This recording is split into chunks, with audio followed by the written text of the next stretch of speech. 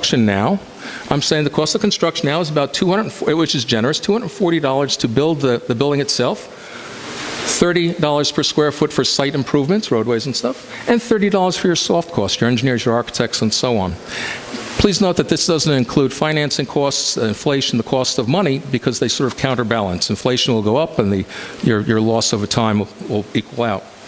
But the cost of this comes out to be 4,300 units times 1,000 square feet per unit times 300 average cost to build per square foot, $300 per square foot to build. You get $1.29 billion.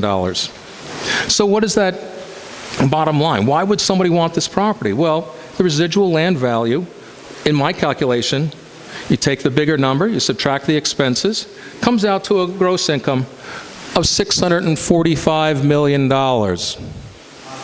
$645 million in today's dollars. $645 million. Now let's take that. What that is the potential profit due to the land opportunity. And if North Miami right now said, we still own that land, we're going to let people develop, we're going to develop it ourselves, that's what North Miami would basically come away with, is $645 million. So, we've been offered $20 million. So $645 million minus $20 million gives a potential profit for the purchaser of $625 million, which happens to be $20 million is 3%, 3.1% of the overall income. But it happens to be also, and I'm not begrudging the developers a profit, please, not at all. And I want them to be successful. I like to have a better site plan, but I want them to be successful. But this would be basically a 3,125% gain on their investment of $20 million. And I don't understand. I don't understand why our community planning and development or our council or anybody else, nobody has said, what is this really worth? What's the realistic thing? Can I actually, really, I'll go get a group of people, I'll go buy this for $20 million, you know, I'll have it done by the end of the week. And I have no connections or anything, but I think I can do it because it's a pretty good upside. So I don't understand why, when for, I don't know how many years now, we've said this is such a lousy lease that we got into. It's so deficient, so flawed, so prejudicial to us, that it's so burdensome to us, that we're worried about having this whole thing collapsing at any time. Then now we're going to sell the best part of it for another measly $20 million. We're not like people, whatever, in some impoverished country, you hold up $10 and they'll do anything for you. Are we that desperate? Are we really that desperate? It sounds like a lot of money. It's nothing in respect to our budget. It's nothing in respect to what it's actually valued. And here you go. I have a proposal. Getting dry. My proposal is, let's go to that $217 million and change. We give you back what you've estimated from the, we'll give you back that whole amount that you say it's worth. We'll cut that right off the top. All you owe us is $200 million for the land, and better yet, you can pay us as each piece is sold. As you sell each apartment, then we'll take it. There's no burden on you, no burden on us. It distributes the funds. It's a win-win situation, better than profit sharing, and you have an incredible upside. You still have $400–500 million upside on just the apartment buildings alone in today's dollars, and we know that the values are going up. It'll be worth more than that. So I'd like us to think about that, maybe. Yeah. Just saying, okay? Yeah. Thank you.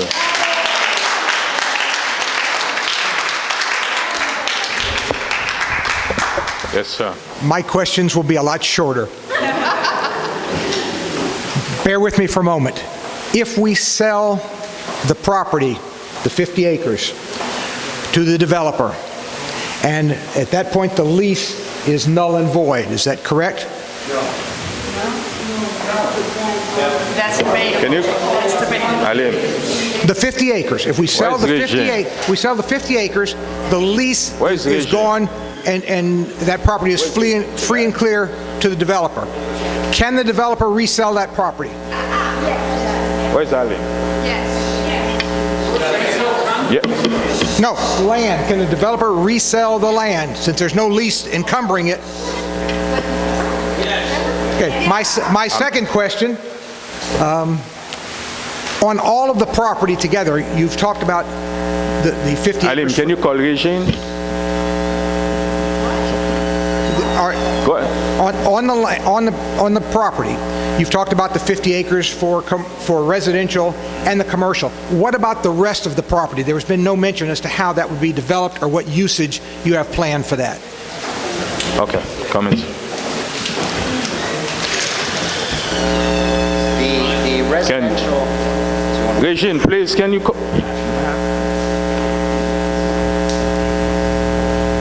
The resident have a question. Can you ask your question again for her to answer you? Sorry. You need to be here. Which question would... About the lease. If we sell the land to the developer, the 50 acres, and now the lease, they own their own lease, so the lease is null and void, can they resell that piece of property to anyone or at any price they choose? If we sell the land, the lease is not null and void. We still have a lease for the entire 183. Excuse me, It's just for the that lease on that portion- 50 acres,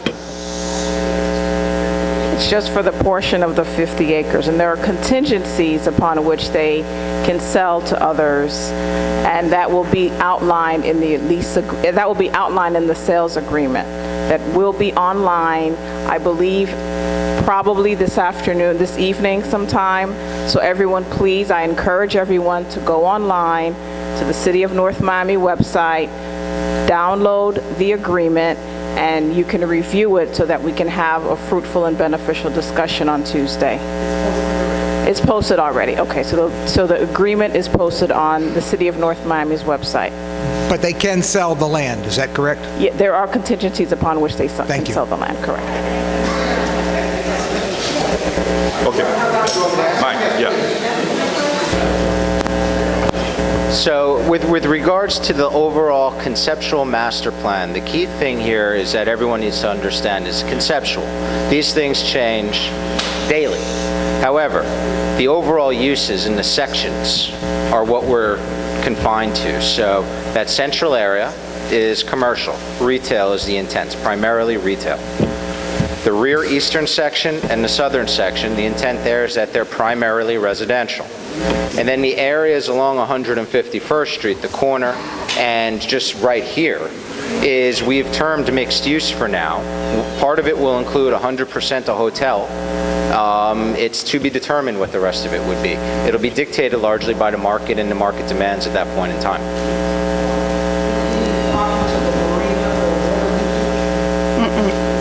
If I have water frontage, I would love to give you a marina. No, unfortunately, there's no direct way out. I wish there were. Thank you. Yes, ma'am. My name is Ilana Burdick. I live at 13502 Northeast 24th Place in North Miami. And I'd like to thank all the people who got up because I'm not a professional, but I did learn a lot. I wish the whole council was here to learn a lot with us. Obviously, we do not have our I's dotted or our T's crossed, even if the document is online. We're talking about a huge doorstop book here to read, and it's going to take a few of us time to get through, as I'm sure in real life you guys are laymen and you need time to get through it yourselves. One thing that did come up and stuck in my mind was you're mentioning 4,390 units, which to me is 4,390 families in those units. We all here use the Biscayne corridor to go about and do our errands every day, take our kids to and from school, and it's getting increasingly more difficult to do this. Has anyone, anywhere, and I have not heard of it yet, thought of a way to ease this situation without decimating anyone or trampling on anybody? I have not heard a solution for all these additional cars, pedestrians, people, movement, buses, whatever there is. We already are compromising the 3 schools we have over there. They're a jewel in our crown for North Miami. These are Class A schools. They're having a problem. And now, yes, you have a right to develop the land. You won the bid from us.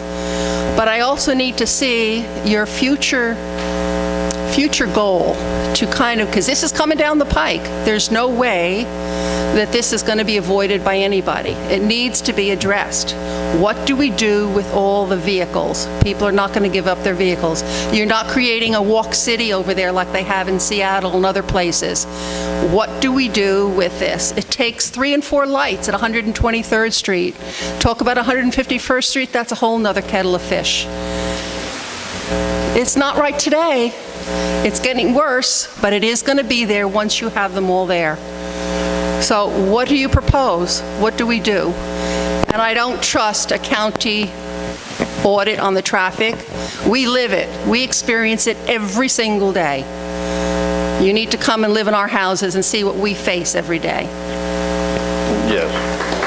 Thank you for that question. By the way, my office is in this building that we're in here, so I experience the very same issues that you're talking about, morning, midday. We need a solution. Evening. Absolutely, and we've already started working with Florida DOT, because there's 2 components to this solution that are governed by 2 different entities. The US 1 corridor is governed by Florida Department of Transportation, and there have been at least 3 previous traffic studies that have identified this very intersection here as the main source of failure that's creating these kind of problems that you and I experience on a daily basis.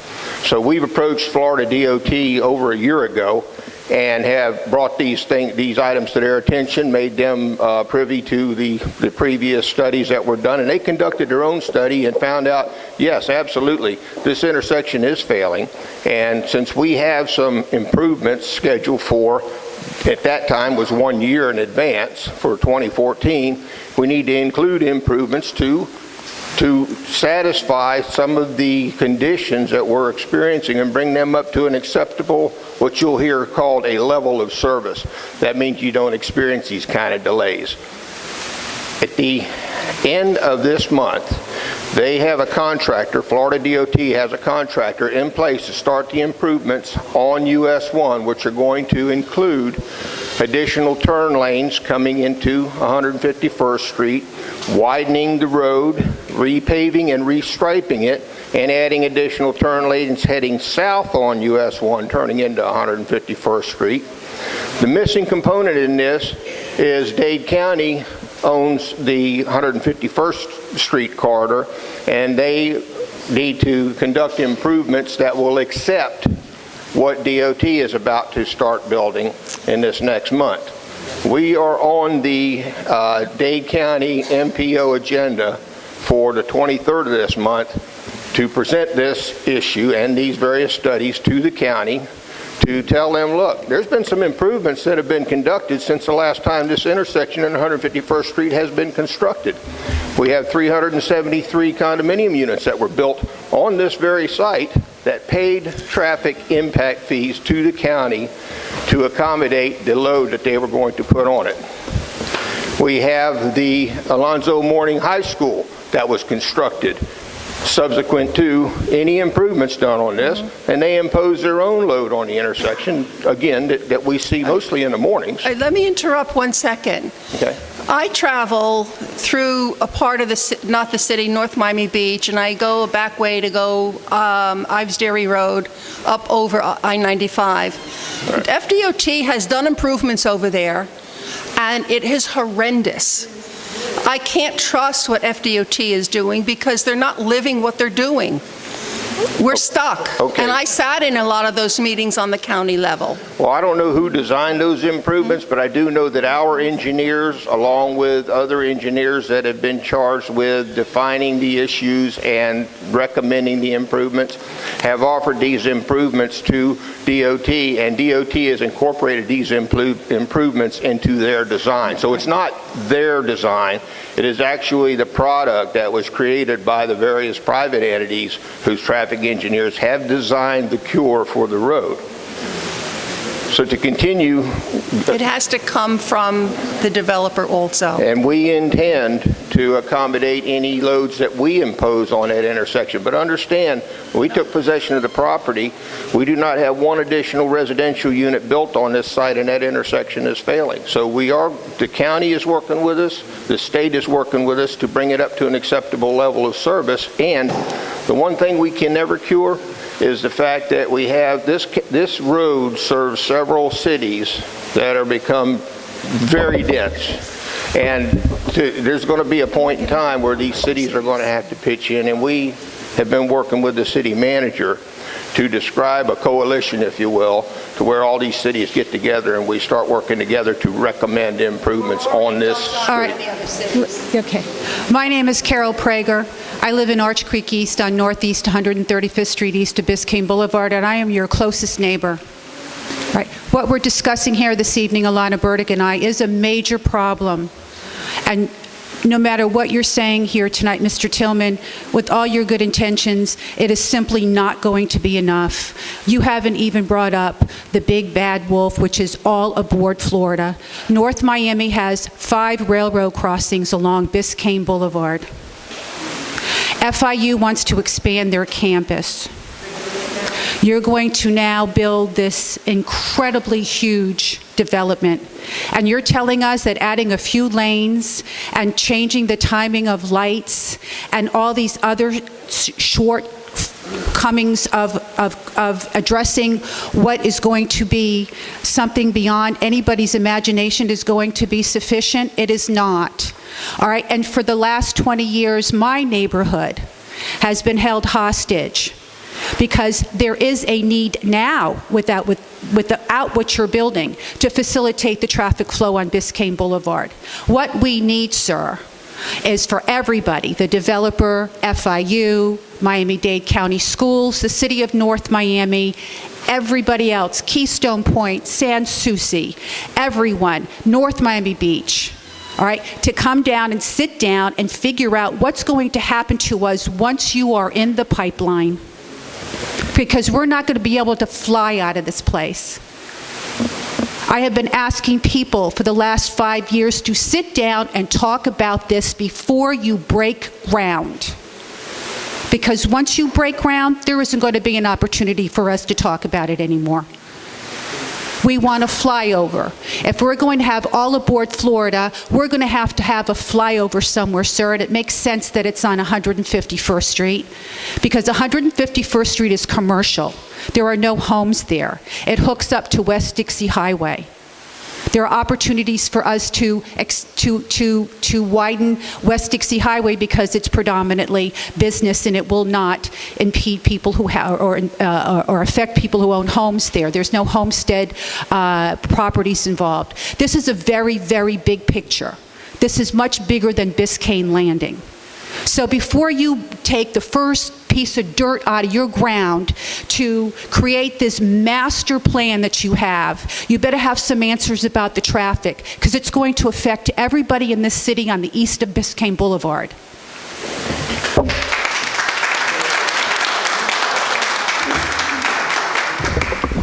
Tall people. Mr. Acting Mayor, Council, what's the hurry? This is the biggest thing that's happened in North Miami in 85 years. We have to, until Tuesday, all of us in this room work for a living. You guys are getting paid big money to do it right the first time, and we're going to ram it down our throats by next Tuesday. Where's my commissioner? Where's the other mayoral candidate? Which commissioner? Pardon me? Commissioner, Councilman Scott Galvin? You're talking about? Okay. He's out of town. The point is, excuse me, I'm talking. Okay. He's not here. This is not something that we need to do by next Tuesday. Where's the irreparable harm if we do not? It's been pending. This place has been around for 50 years. North Miami's been around for 85 years. And this has been through 4 or 5 administrations, which I've been in the city, acting on boards, etc. The point is, what this appears to me, this is a bag job. I mean no disrespect, but it's a done deal. All we have to do is decide the amount. Well, this is not some simple little thing along those lines. why don't you come up with and I would encourage my commissioner, even though he's not here, and my classmate, even though she is here, not to vote on this. And I would encourage Mr. Mayor not to vote on this Tuesday night. Let's form a citizens committee. I mean, I can do the math, but I like what Mr. Prevotel said. Put him in charge of the citizens committee about residual land value, and then let's talk about it at another citizens forum instead of the Thursday night before the Tuesday final vote. Now, east of the boulevard, take any 1 acre. I can't get that acre for $10,000 a year. Times 95 years, 900, let's call it $1 million. Times 50 acres, $50 million. So why are we at 20 million? I'll tell you why we're at 17 million.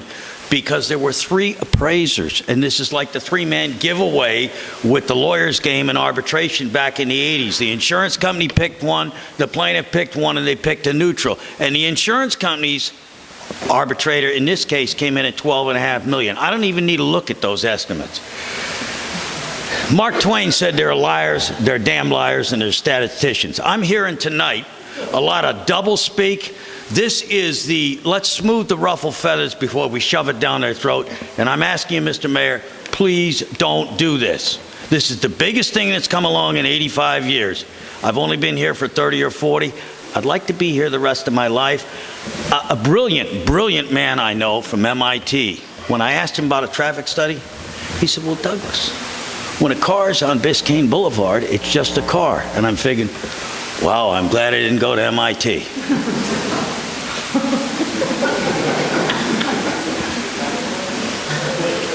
I have a whole page of notes, but like Robert Frost at the Kennedy inauguration, I can't read my own notes, so let me stand down. Thank you very much.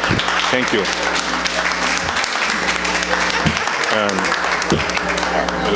The last question. Sorry, Mr. Manager. John Allred, 2672 Northeast 135 Street. Thank the mayor, council, staff, manager, and people put on the wonderful food spread to get us all here. I'm typically in the minority when it comes to developing North Miami. It was probably 15 years ago, standing at the council. I was pretty much the only one who was pro Home Depot.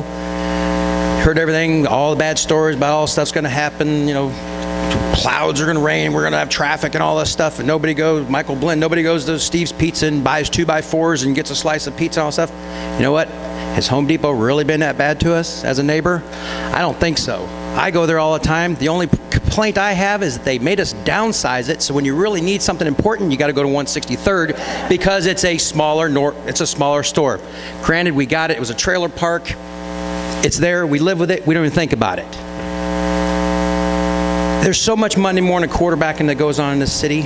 It just frustrates me, and I can't go to city council meetings all the time because of that. You'll never get everyone to agree on everything. I live at Hidden Cove. There's 21 units. You can't get us to decide what color trim we want. It's 10 people want blue, 11 people want green, so we get green, and then there's people fighting about trim colors. It's amazing, the process, but something's got to be done. The risk. I heard you talk about the risk. $100 million you're going to have into this site. If the economy goes to heck and you pull out, we have this property, correct? I mean, if you walked away from it, we get the property back. They've invested $100 million. They get nothing. They get nothing. They're the ones doing all the risk. We're not taking the risk. It's the developer taking the risk. We got no skin in it. I beg to differ, taking the risk. $100 million is a lot of money. A lot of people in here, you work all your life, you might not even make $1 million. Let me invest $100 million in a project before they get $1. I'm about jobs and economic impact. People out here going to work, I like to see people going to work. The more people got going to work, the more people will be spending money in North Miami. The more people want to go to North Miami. When you want to go out in North Miami, there's not a lot of places to go. Let's let this project go. Let's let these people that know what they know how to do what they do. You don't develop a big piece of property in New York not knowing what to do. They know what to do. Let them do it. Now, let the council, I don't know if 20 million, I haven't read the documents. 20 million, that's fair, not fair, supermajority, not a supermajority. I have faith in the manager, my elected officials, that you all will do your due diligence and read the terms of all that stuff. But from what I've heard tonight, if you build and you can sell condos here, we can get more money. If we rent, we get less money. Crunch the numbers, it makes sense. And people talk about, oh, that piece of property is worth this, piece of property is worth that. Let's not forget, there's a lot of money that has to go into the site to develop it.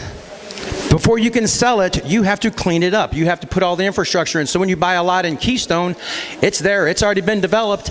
It's ready to build on. This is not ready to build on. So this, these dollar amounts you're coming with, they're like fantasy land because it's not reality.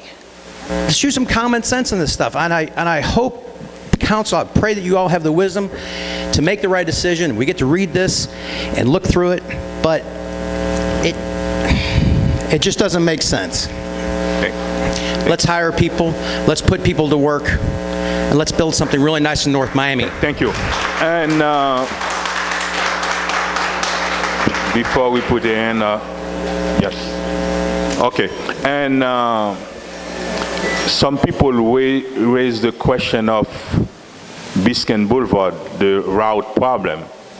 And I know former Mayor Kevin Burns make it an issue in this election. But let me assure you, people that live in on 135th, I don't think there is one member of this council willing to open 135th. That's when I don't think you should be scared about that, the opening of 135th. Yes, sir. Good evening. My name is Howard Tonkin. I live at 12600 Griffin Boulevard. With regard to the developers knowing what they're doing, I just have a couple of questions. In Australia, you have the federal government buying up land that's vulnerable to rising sea levels. So I'm wondering, in this project, what are we doing to mitigate storm surge and rising sea levels and the environmental issues? That's one part I'm curious about, because in South Florida, it's a fact that actually 3% of people believe that rising sea levels is an issue, although the scientific community of the world has their attention focused on Miami right now as the most vulnerable city in the world for rising sea levels. If we have the sea level rise another 9 inches, which it already has in the last few years, Miami loses fresh water. Turkey Point nuclear reactor was almost shut down 4 days this summer because it's unable to keep up with the amount of electricity it's required to generate. So there's that issue as well. But I'm curious about a couple of other things. One is, why does Miami do this postmodern 1990s style Spanish revival architecture when all of Latin America is doing cutting edge, exciting architecture? And then why in Miami do we plant date palms that belong in Egypt, and they max out at 50 inches of rain a year is what they can really handle? So all the date palms that are the fashion in Miami right now are kind of reminiscent of the fashion of black olive trees back in the 70s and 80s, meaning that they are a tremendous mistake. And I just wanted to draw your attention to Florida's native bald cypress, and is an example of a tree, okay? A Florida bald cypress can absorb 800 gallons of stormwater per day. Okay, so if you take 100,000 bald cypress trees, you're talking about absorbing 80 million gallons of stormwater per day. Date palms don't absorb any water or provide any shade. A bald cypress in one growing season can produce enough oxygen for 10 people for a year. Okay, so as we're talking about the developers knowing what they're doing, as the last speaker mentioned that you all know what you're doing, I'm curious about why we're doing 1990s postmodern architecture from what I've seen, why we're planting date palms that don't belong here, why we're developing probably one of the most vulnerable pieces of land in South Florida, and meaning, and also that South Florida is the most vulnerable piece of land in the world. Miami is the most vulnerable city in the world, and they've got I forget how many pumps it is, but they're pumping the water out of Elton Road tonight when we have the super tide tonight. So far it's working. I guess we're very lucky that there wasn't a thunderstorm tonight in South Beach.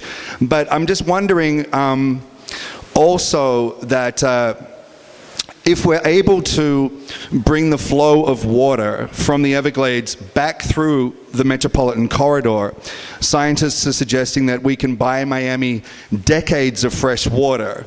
On the current trajectory, this is a scientific fact, on the current trajectory of sea level rise, Miami will lose fresh water in 7 years. So I'm wondering what you're doing to replenish the aquifer rather than having the saltwater intrusion, which has already taken out 2 of the aquifers, and what you're doing basically environmentally, because I see a lot of dots of trees, but a tree can be a green desert. So what kind of plantings are you going to be doing, and what's the environmental aspect of the project? Thank you. Thank you for that. I think the key thing, and this is why I always hesitate sometimes with conceptual plans, is it's conceptual. These are renderings, these are ideas, these are possibilities. In terms of the landscaping, you clearly know a lot, and I would value that opinion. We would work with landscape engineers. Obviously, this is a tremendous site, and that would be a huge component of the project. Design, like I had answered before, design will evolve. It gets shaped based on the market demand. I agree with what you're saying about Miami design. It leaves much to be desired. So there's no disagreement there, and that'll be something that'll be done on a building by building topic. Seawater rise. I'm very conscientious of seawater rise. We're also doing a very large project on Miami Beach.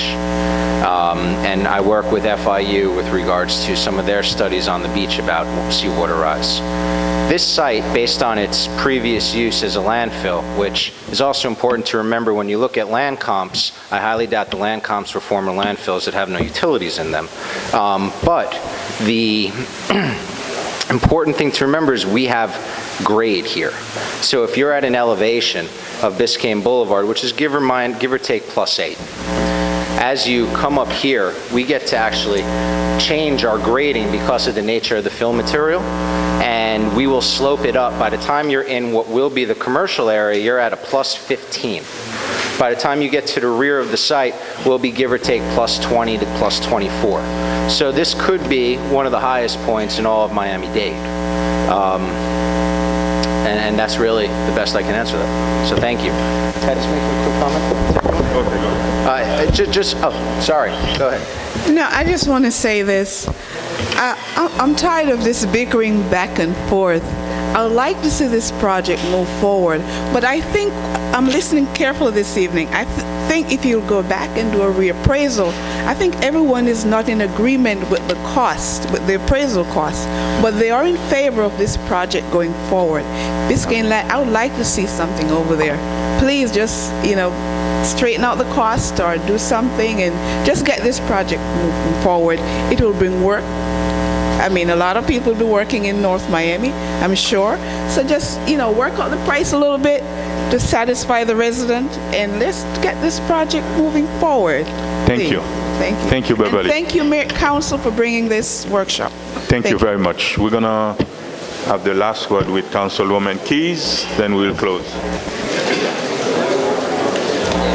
I'm sorry a lot of the people who spoke tonight are not here because, number one, I would like to thank our manager, Aleem Ghani, because as we speak, our staff is at City Hall doing their best to upload our agenda and upload the agreement that everybody is talking about, which none of us have really seen.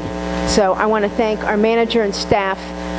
Something I have always tried to do is make our Biscayne Landing and everything going on in the city as transparent as possible.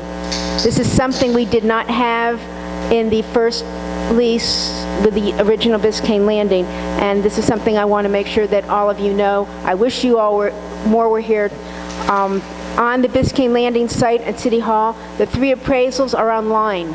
So those of you who want to look at the appraisals, I'm going to study them. I have not studied them. I'm going to be sitting down with Mr. Winston and maybe the appraisers and making sure and being comfortable that the numbers we arrived at were accurate. But everybody out there, go to the website. The appraisals are online in the Biscayne Landing. Before you go to sleep tonight, the agreement that we're speaking of is going to be loaded on the agenda package. So you need to look at that. The Biscayne Landing, this is important, the Biscayne Landing lease is online under the Biscayne Landing. What a lot of people do not realize is our developer, our tenant, does have the option to purchase 50 acres. And how you arrive at the price and what the agreement consists of has already been agreed to several years ago. We have a contract, and we have to honor our contract. So this didn't just come up, we want to sell 50 acres. They have the right to do it. What they're doing now is exercising their option early. And one of the main reasons that people do not understand why we are even contemplating this is we have 194,000 acres of fill.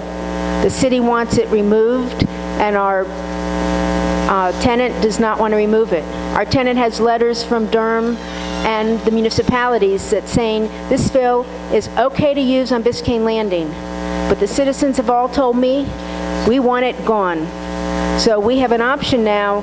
If we want to let the tenant keep that fill there, then maybe we shouldn't go ahead with this option.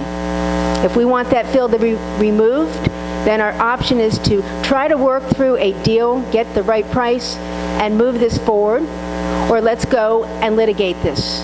And we can litigate this at hundreds of thousands of dollars to both the developer and us, and a couple more years in court for us to find out whether this fill should stay or not. And that is the big impetus on this, is you all wanted the fill gone. This is one of the ways to get it. This is one way to get the fill removed. The second way is we can start litigating. So no, I don't want to sell the land necessarily, but we've got to comply with our agreement. So I'm really asking everybody to go back online to the lease, look at paragraph or section 33 for yourself and see what our obligations are before you start saying we shouldn't do this and we shouldn't do that. You need to read it. It's not that complicated. And again, thank you for having this and coming here to answer our questions. Thank you very much. Mike, you want to... Just quickly, everyone, on behalf of OLEDA, I want to thank you all for coming. This has been extraordinarily helpful for us to hear, and I do hope that everyone can also understand. We've been working tirelessly here for 2.5 years now, researching, talking with brokers, developers, consultants throughout the country and the world. And what we now know and understand is that for this business plan to work and to maximize the value for not just the project, but for the city, is to focus on the condo development, which generates the greatest long-term benefit to the city via the property tax. So again, thank you all. I really appreciate your time. I know it's late. Thank you for coming. Thank you very... You want to do something? No. Okay. Again, I want to thank